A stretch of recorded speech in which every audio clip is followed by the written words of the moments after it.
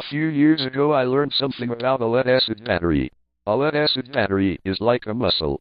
The more you use it, the stronger it gets. People have had success reviving them in several ways: Epsom salt, desulfator, etc. Some say that it works great and others say that it only lasts a while.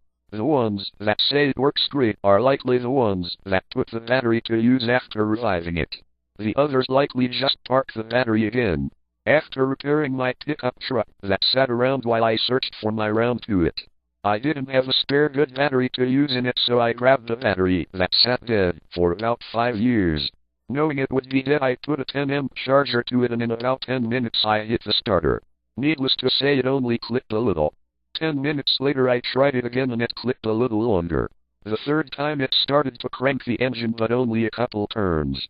This told me that there was hope for the battery, so I let it charge for 20 minutes and it started the truck. Now I disconnected the charger and let the truck's charger take over for about 10 minutes, turned it off and restarted it with only the battery and no charger. It cranked it just fine. I put a portable jump starter in the truck and put the truck to use.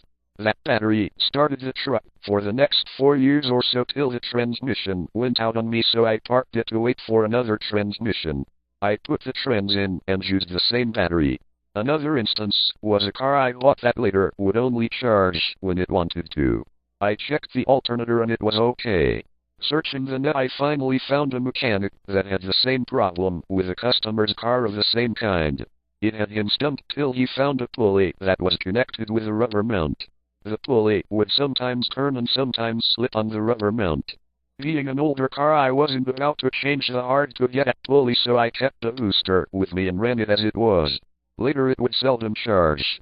It was fine during the day but would only run for about 60 miles with the lights on. I kept using it that way on a regular 75-mile one-way trip and noticed that the battery would last longer the more often I ran it down and recharged it.